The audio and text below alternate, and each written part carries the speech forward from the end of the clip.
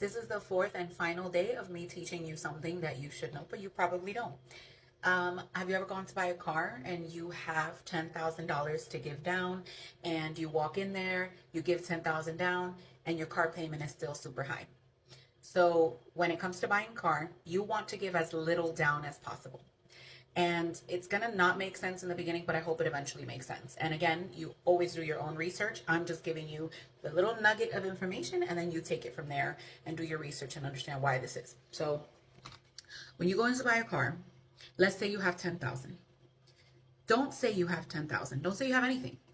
Find out how much you can get for a price of the car without giving anything down. This is, of course, based on your credit. If your credit is great, you should be able to get out of there with no down, but times have changed, so that depends. However, if your credit is decent, even if your credit is bad, find out what's the most minimal amount of down that you can give, okay? If you just want to see, just for the heck of it, you're like, all right, I have an extra 3,000. How much is my payment now? What you'll notice is that your payment, you can give an extra 3,000 and your payment will only go down by like $15. Ask me how I know. So what you want to do is you want to give as little down as possible. If you got 10,000 and you can get away with giving 3,000 down, give 3,000 down. Take that car home and pay the 7,000 that you have left over, pay it on the principal. This way you'll pay the car off a lot faster and you're paying interest on a smaller amount.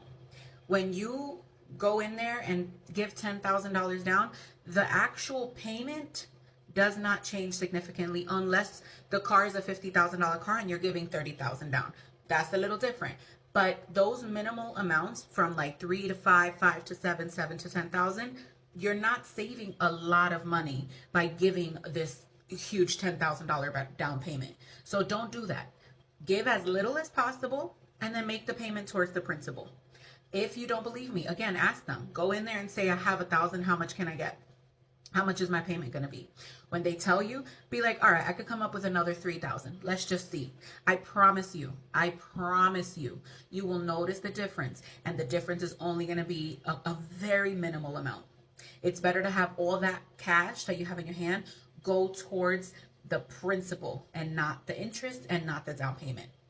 If you're a car salesman, you're probably going to disagree with me.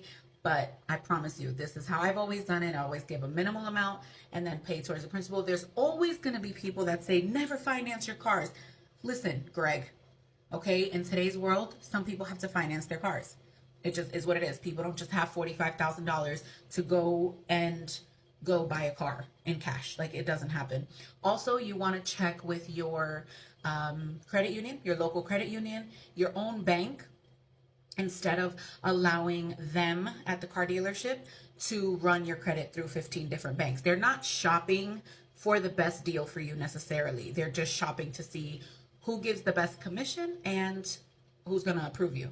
So if you walk in there with your own, hey, I already got the financing done, they don't have to run your credit 100 times. And that's best for your credit, because then it doesn't show that your credit has been run a whole bunch of times. But anyway, this is the last nugget of information. I promise I'm still going to share as much as I can, but I wanted to give you 4 days of knowledge that you should have known, but you probably didn't. That's it for today. Bye.